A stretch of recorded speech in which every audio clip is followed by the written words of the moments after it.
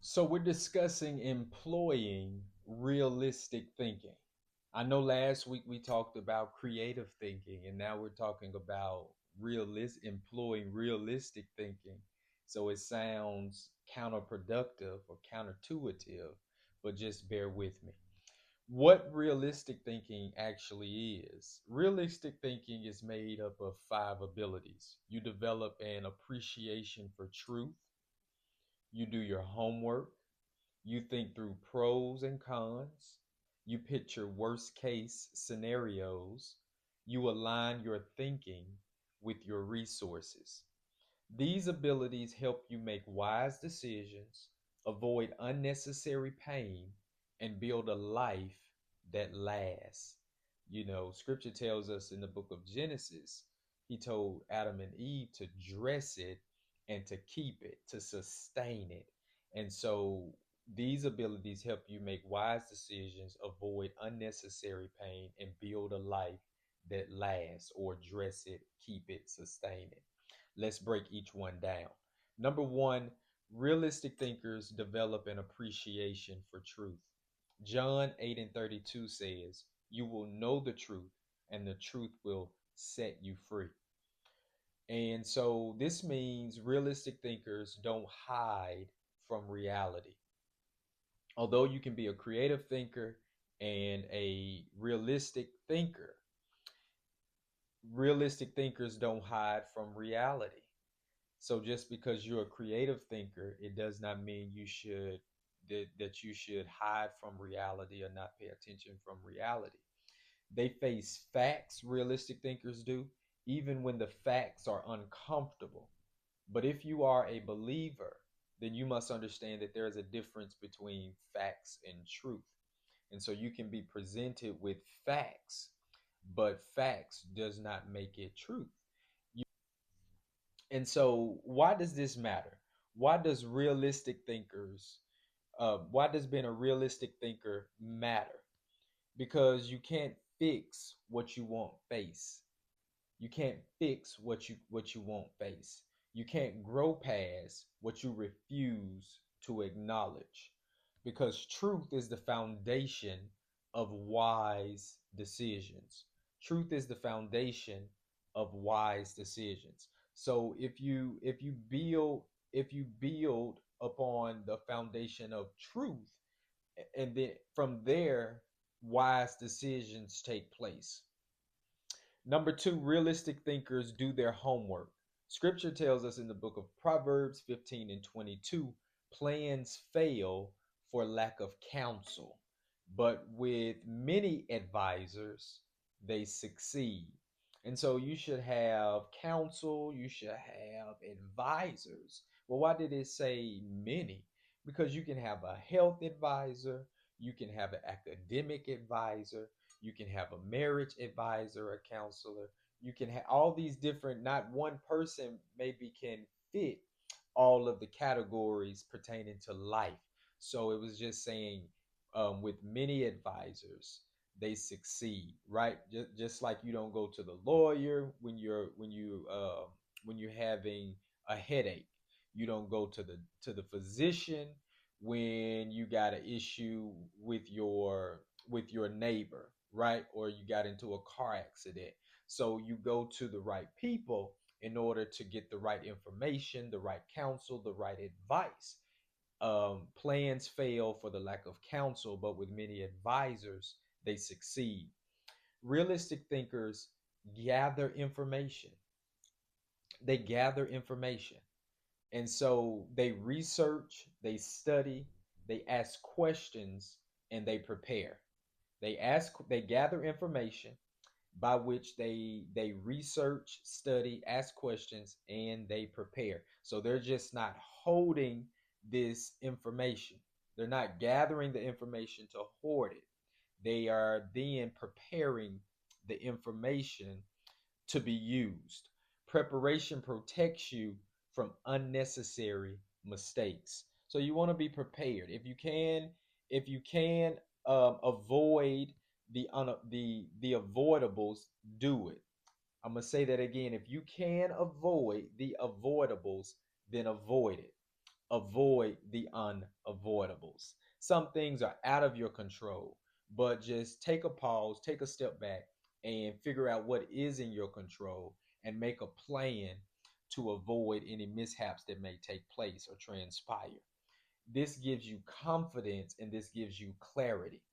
Don't make decisions based off of emotions. Make them based off of information. So I have this information. I have this amount of knowledge about this. Now, what is my plan of action based off of the information that I have gathered?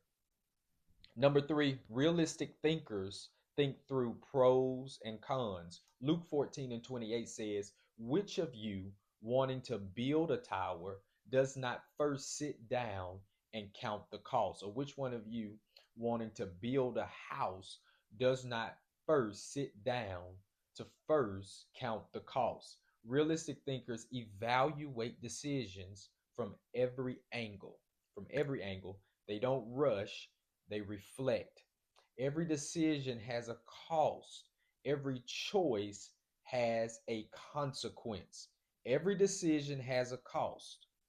Every choice has a consequence. So you don't want to rush your decisions.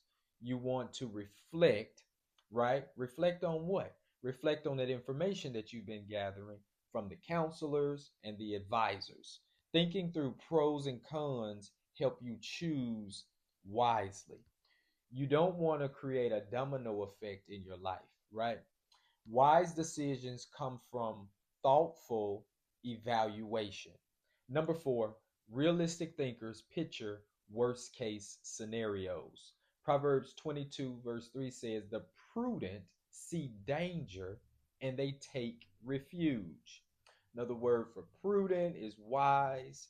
Realistic thinkers don't expect the worst, they prepare for it. They don't expect the worst, they prepare for it. They ask what could go wrong so they can build a plan that holds up under pressure. Preparation reduces fear. So it will lessen your fear, your anxiety, your worry when you have a plan for it if it was to happen, right? It turns surprises into manageable moments. So what could have the potential to really set you back majorly, it becomes a manageable moment because you had a plan. Preparation is not pessimism, it's wisdom. Number five, realistic thinkers align thinking with resources. Proverbs 27, verse 23, chapter 27, verse 23 says, be sure you know the condition of your flocks. Realistic thinkers match their goals with their resources. What are the resources? Time, energy, finances, and relationships and capacity. You can't build a big life on unrealistic expectations. You start with what you have and grow from there. So I'm not saying that you can, hope for more or prepare for more or aim for more, but you have to in order to get more, you have to use what you have. You have to start where you are, right? Plan for the life you have, not for the life you wish you had. So where are you right now? Let's plan that.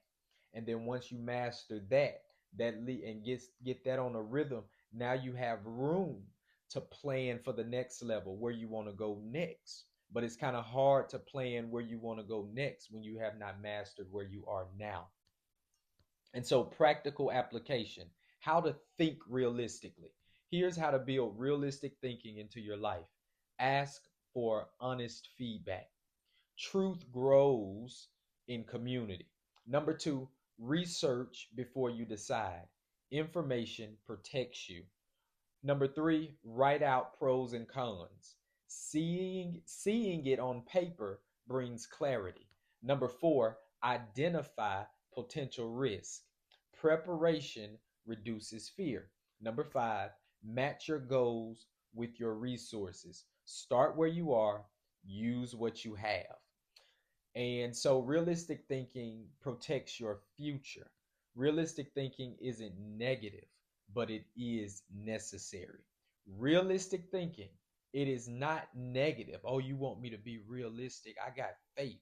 It is not negative. It is necessary to get you to that place that to get you to that place where you want your faith to manifest in. It's the mindset that helps you prepare, plan, and build wisely. That's the part. Build wisely. It's the mindset. Realistic thinking is the mindset that helps you to prepare, to plan, and to build wisely. Appreciate truth, do your homework, think through the pros and cons, picture worst case scenarios, align your thinking with your resources. If you master these five, you won't just dream, you build a future that lasts.